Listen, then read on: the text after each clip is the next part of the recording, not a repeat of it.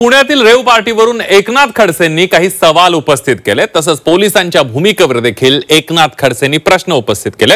मात्र एकनाथ खडसेंचे सर्व आरोप पुण्याचे पोलीस आयुक्त अमितेश कुमार यांनी फेटाळून लावलेत। कायदेशीर कारवाई केल्याचं स्पष्टीकरण अमितेश कुमार यांनी दिलंय। बघूया। एकनाथ खडसेंच्या फॅमिलीला बदनाम करण्यासाठी मुद्दाम केलेलं कृत्य आहे। पोलिसांची कारवाई पारदर्शकरित्याने नियमानुसार कायदेशीररित्याने होईल। मोबाईल मध्ये आमचे जे फॅमिली फोटो होते ते फोटो मीडियाला येतात कसे? पोलिसांना कोणी अधिकार दिला आमचे फॅमिली फोटो छापायचा? कोणताही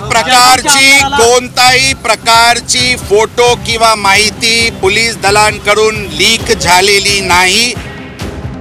एकनाथ खडसेंचे जावई प्रांजल खेवलकरांना रेव पार्टीतून अटक केल्यानंतर खडसेंनी पोलिसांच्या भूमिकेवर संशय व्यक्त केलाय।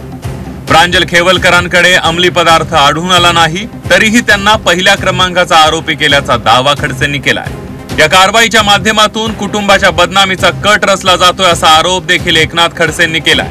मात्र खडसेंचा आरोप पुण्याचे सीपी अमितेश कुमार यांनी फेटाळलाय।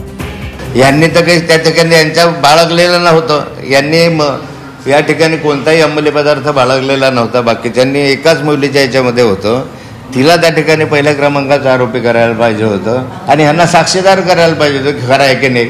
परंतु ह्यांना पहिल्या क्रमांकाचं करणं, वारंवार प्रांजल खेवलकरचं नाव घेणं, एकनाथ खडसे जावयाचं नाव घेणं, म्हणजे हे एकनाथ खडसेंच्या फॅमिलीला बदनाम करण्यासाठी मुद्दाम केलेलं कृत्य आहे। त्या विषयावर फक्त आम्ही एवढेच सांगू की जी कारवाई झालेली आहे त्याचे विस्तृत माहिती यापूर्वी प्रसार माध्यमाला देण्यात आलेली आहे। मी सर्वसामान्याला हेच आश्वासन देऊ इच्छितो की पोलिसांची कारवाई पारदर्शकरित्याने नियमानुसार कायदेशीररित्याने होईल। यामध्ये कोणीही पुणे शहर पोलीस दलांच्या भूमिकावर संशय ठेवण्याची किंवा विश्वास न ठेवण्याची काही कारण नाही आहे। आम्ही अत्यंत पारदर्शक आणि नियमानुसार कारवाई केलेली आहे। वैयक्तिक आयुष्यातले फोटो शेअर करण्याचा अधिकार पोलिसांना कुणी दिला असा सवाल देखील एकनाथ खडसेंकडून उपस्थित करण्यात आला होता। मोबाईल आणि लॅपटॉप देखील जप्त केल्याचा आरोप एकनाथ खडसेंनी केलाय। तर पोलिसांनी कोणतेही फोटो शेअर केले नसल्याचं स्पष्टीकरण अमितेश कुमार यांच्याकडून देण्यात आलंय। तुम्हाला कुणी अधिकार दिला प्रायव्हेट लाईफ मधले हे करायचे? ज्या ठिकाणी माझ्या जावयाचा मोबाईल तुमच्याकडे तुम्ही जप्त केला, एक लॅपटॉप 4 वर्षापूर्वीचा जुनाही तुम्ही घेऊन गेले, आणखी काही घेऊन जायचं असेल तर घेऊन जायचं, त्याची माझी वाच्छा। पण त्या मोबाईलमध्ये आमचे जे फॅमिली फोटो होते ते फोटो मीडियाला येतात कसे? पोलिसांना कोणी अधिकार दिला आमचे फॅमिली फोटो छापायचा? माझ्या पर्सनल लाईफमध्ये तुम्ही काय हस्तक्षेप करू शकता? कुणी अधिकार दिला?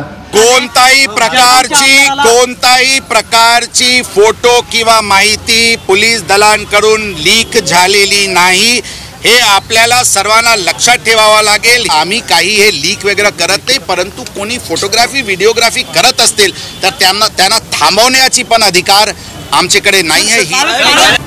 अल्कोहोलचा रिपोर्ट बाहेर आला, मात्र ड्रग्सचा रिपोर्ट अद्याप का दिला नाही असा प्रश्न एकनाथ खडसेंकडून उपस्थित करण्यात आला। ड्रग्सच्या रिपोर्ट संदर्भात छेडछाड होऊ शकते असा संशय देखील एकनाथ खडसेंकडून व्यक्त करण्यात आला। अल्कोहोल सापडलं, दोघांच्या याच्यामध्ये अल्कोहोल सापडून आलं, हा रिपोर्ट बाहेर कसा काय आला?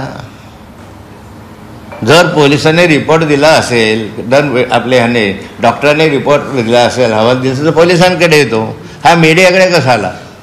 आणि मीडियाकडे जर आला अल्कोहोलचा तर मग त्या संदर्भात ड्रग्सचा रिपोर्ट का नाही येत आहे? अजून ड्रग्सचा रिपोर्टही यायला पाहिजे होता, मग ड्रग्सचा रिपोर्ट येत नाही, अल्कोहोलचा रिपोर्ट त्या ठिकाणी येतो। मला संशय घ्यायला जागा आहे की एखाद्या वेळेस ड्रग्सच्या संदर्भामध्ये छेडखानी होण्याचा प्रयत्न केला जात असावा। हनी ट्रॅपच्या सीडीवरून सरकार का बोलत नाही असा सवाल देखील एकनाथ खडसेंनी उपस्थित केलाय। लोढाकडची सीडी बघितली असल्याचा दावा देखील त्यांनी केला। त्यामुळे या प्रकरणी कारवाई करावी अशी मागणी एकनाथ खडसेंनी केली आहे। जे काही आहे ते सत्य समोर येईलच त्याच्या माध्यमातून, पण याचा अर्थ असा नाही आहे की आम्ही दबून जाऊ। हार लागण्याचा लढा चालू राहणार, जे सत्य आहे ते चालू राहणार, समाजासमोर आम्ही मांडणार। माझा वारंवार सांगितलेलं या ठिकाणी की या संदर्भामध्ये मी वारंवार गिरीश महाजनांच्या संदर्भामध्ये हनी ट्रॅपच्या संदर्भात जे प्रभुत्व लोढा सांगतोय त्याचे उत्तर सरकार का देत नाही? त्या सीडीचं काय एवढं हे होत नाही? मी स्वतः ती सीडी पाहिलेली आहे। एकनाथ खडसेंचे जावई रेव पार्टी प्रकरणात अटकेत आहेत। प्रांजल खेवलकरांनी अल्कोहोल सेवन केल्याचं अहवालातून समोर आलंय.